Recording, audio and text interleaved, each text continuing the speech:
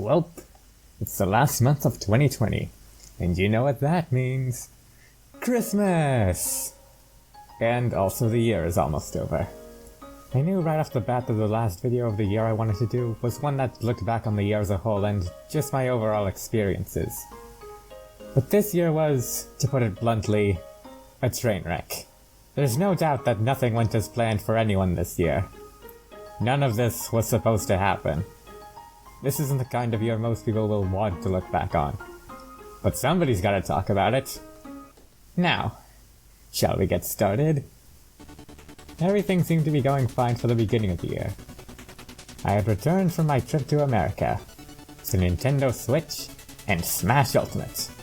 The final character in the Fighter's Pass was revealed to be Byleth from Fire Emblem Three Houses. And we all know how that turned out. The Sonic movie had come out and defied expectations, proving that video game movies can be good. And I uploaded a retrospective on Smash's first Fighter's Pass. That was all fun and dandy for the first 2 months of the year. Everything seemed to be going according to plan. But then things took a turn for the worst in March. What started out as a minor outbreak soon turned into a worldwide pandemic that shut everything down. Nearly every movie I wanted to see this year got delayed, some of them to next year. The biggest conventions of the year got shut down. Even YouTube Rewind was cancelled. A few managed to make the pandemic bearable, but we still have yet to see it fully eradicated. For me personally, I was lucky enough not to contract the virus, and I didn't leave the house all that often to begin with, unless I actually needed to do something I couldn't do at home. The same could not be said for the rest of my family. And there's only so much of them I can take. When I was writing the script, I also noticed that I didn't post anything for the 2 months when the virus really started to be taken seriously for the first time. I guess with everyone else in the house out of a job, I didn't really feel the motivation to work. It's hard to keep working on something when you know that the people around you aren't. Eventually, once we all realized that this virus was going to be around for a lot longer than anyone expected, I got back to work. The most recent Smash Bros. News at the time was the announcement that the first character in the second Fighter's Pass was a character from ARMS. We just didn't know which one. Naturally, this encouraged me to make a video about the 10 characters I wanted to see in Smash. Knowing that the reveal would happen in June, I tried to get the video up before then. And I did, and it actually became one of my most viewed videos in a while. After that, I waited to see who the ARMS character was, because I had a feeling it would open some new doors. Of course, Minwin was revealed towards the end of June, and as a result, that video ended up getting posted in July, and it didn't do too well as I hoped. It was actually my first video to get disliked. What I thought was going to change Smash speculation in a big way was still viewed as nothing more than a promotional pick. And that really disappointed me. I guess the only thing the Smash community listens to is when everything goes their way. Speaking of disappointments, another big one for me this year was the lack of minifigures in the LEGO Super Mario sets. I made a video talking about my complaints more in depth when the theme came out, and to my surprise, it also did pretty well. As of the time of recording, it's the second most viewed video on my channel. I guess my opinion wasn't all that unpopular.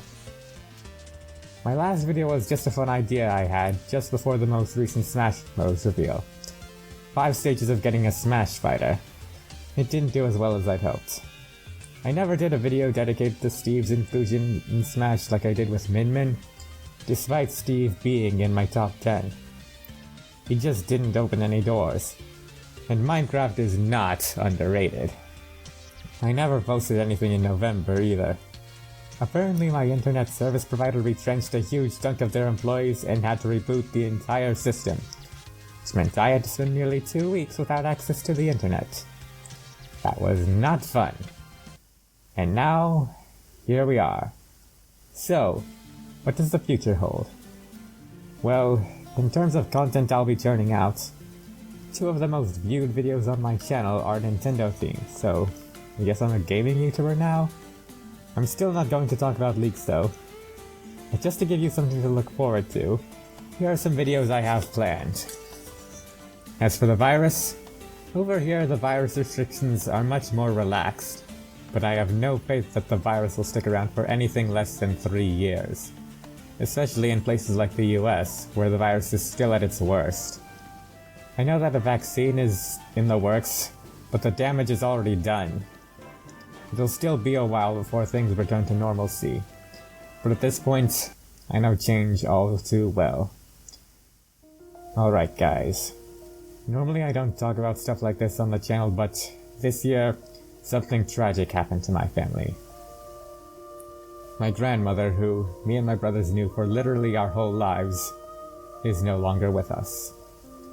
She had been diagnosed with cancer a few years ago, which was already hard enough, but we visited her so frequently that she felt like an obligatory part of our lives, despite the fact that she lived on the other side of the country. We planned to have this year's visit during Easter, knowing that it would very well be our last. Of course, this was around the time the virus had just started to become a big deal, so that unfortunately never happened. And the worst part was, she died just before they started easing the travel restrictions over here. We still went to where she lived, but this time, it was just to get closure. Even after her funeral, I still find it hard to believe that she's really gone. As I said during her funeral, I've never been one to accept change. And I guess that's something we can all learn from this year. Life will always throw something your way to cause change, whether you want it or not. We've all probably had some sort of change in our lives this year, whether it be your way of living, or who's there to live it with you. But the best thing you can do with change is adapt to it. Because if you are willing to accept the changes that come your way, then you can make it through them. And that's how we beat the virus.